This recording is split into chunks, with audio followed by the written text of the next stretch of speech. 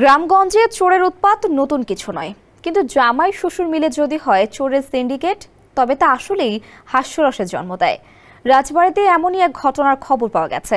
শ্বশুর আর জামাই মিলে গড়ে তুলেছেন চোরের সিন্ডিকেট। চুরির মূল কাজটি এতদিন করতেন শ্বশুর নিজেই। এবার একজন নয়, দুই জামাইকে চুরির সঙ্গী করেছেন তিনি। রিকশা আর ভ্যানকে টার্গেট করে সুযোগ বুঝে চুরির কাজটি সারেন তারা। তবে শেষ রক্ষা হলো না আর। প্রকাশ হয়ে গেল শ্বশুর জামাই চোর সিন্ডিকেটের খবর। ঘটনাটি এলাকায় ব্যাপক চাঞ্চল্যের জন্ম দিয়েছে। শেখ মুমিনের প্রতিবেদনে বিস্তারিত জানাচ্ছেন মাহমুদ সোহেল। প্রথম দেখায় যে কারোর কাছে এটি রিকশা বা ভ্যান গাড়ির গ্যারেজ মনে হতে পারে, তবে এটি আসলে কোনো গ্যারেজ নয়। এসব রিকশা ভ্যানের অধিকাংশই চোরাই মাল। জীবনকে উপভোগ করার সব আয়োজন নিয়ে একটি নিশ্চিন্ত কমিউনিটি লিভিং নিশ্চিত করছে রূপায়ণ সিটি উত্তরা। এটি মূলত বসত বাড়ি, আর এ বাড়িকে ঘিরেই গড়ে উঠেছে সক্রিয় একটি চোর চক্র, যাদের কাজই রিকশা ভ্যান চুরি করে পার্টস আলাদা করা।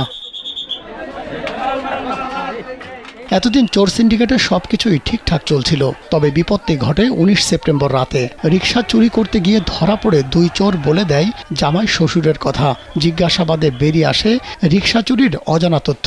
ফেঁসে যান চক্রের মূল হোতা শ্বশুর বেলায়েত মণ্ডল। পরদিন সকালে রাজবাড়ির দৌলতদিয়া বরকত সর্দার পাড়ায় চোরাই রিকশা কারখানার সন্ধান পান এলাকাবাসী। বেলায়েত মণ্ডল ছাড়াও তার দুই জামাই আলম ফকির আর তারা ফকিরও ধরা পড়ে চুরির ঘটনায়। জানা যায় বিভিন্ন স্থান থেকে ব্যাটারি চালিত রিকশা চুরি করে গভীর রাতে আনা হতো এই বাড়িতে। পরে বিভিন্ন যন্ত্রাংশ খুলে আলাদা করে বিক্রি করা হতো। স্থানীয়দের দাবি, বেলায়েত মণ্ডলের বাড়িতে 60 থেকে 70টি চোরাই রিকশা ভ্যানের যন্ত্রাংশ পাওয়া গেছে। এ ঘটনা এলাকায় আলোচনার জন্ম দিয়েছে। এই জায়গা নিশ্চিত মানে গাড়ি আছে 70-72টা গাড়ি এই জায়গা ছিল, তাহলে আমার গাড়ি এই জায়গায় আছে। চাওয়াটার ভিতরে আমার রিক্সাটা যদি ফিরে পেতাম, আমার বাড়ির ভেতর থেকে নতুন রিক্সাটা ওরা বাইক করে নিয়ে আসছে। চার্জার মার্জার খুলেছে, সব চলে আসছে, আমরা খালি চাবি আছে আমার। আইনছে তাকে তো তাকে দিয়ে দেখ, তার শাস্তি পুলিশই তাকে দিবেনি শাস্তি, তাছাড়া আর কি। আমার স্বাভাবিক কি যাকে গরিব মানুষ হোক তা আইনছে তাকে দিয়ে দেয়। শত শত রিক্সার মাল সামানের বাড়িতে পাওয়া গেছে, সবারই ক্ষতিপূরণ দিবে। এর মানে সুগন্ধ আইনগত অবস্থা হয়ে তাকে সাজা দেখ, শাস্তি দেখ, এটা আমরা সবাই চাই। ইউনিয়ন পরিষদে একজনের কারণে 10 জনের দুর্নাম। আমরা চাই এই চোরের উপযুক্ত শাস্তি হোক, এবং এর পাশাপাশি এই মালগুলো যারা লুটপাট করে নিয়ে গেছে এদের উপযুক্ত বিচার চাই। আর এই মালগুলো যার যার মাল, তারা উপযুক্ত প্রমাণ দিয়ে নিজ দায়িত্বে এই মালগুলো তারা গ্রহণ করবে। চোরদের সর্বোচ্চ শাস্তির দাবি জানিয়েছেন ভুক্তভোগী ও এলাকাবাসী। এরকম মেলা লোকের এরকম হয়েছে, এরকম মেলা লোক গাড়ি হারা মানে কষ্ট করতেছে, বুঝছেন? এর সাজা আপনাকে দিতে হবে, এই সাজা আমরা চাই।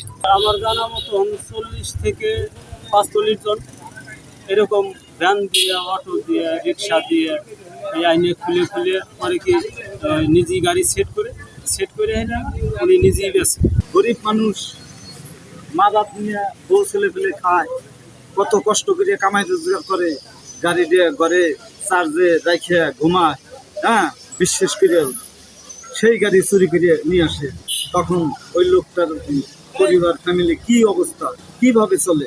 তবে অপরাধ প্রমাণিত হলে চোর সিন্ডিকেটের বিরুদ্ধে ব্যবস্থা নেওয়ার আশ্বাস দিয়েছে পুলিশ প্রশাসন।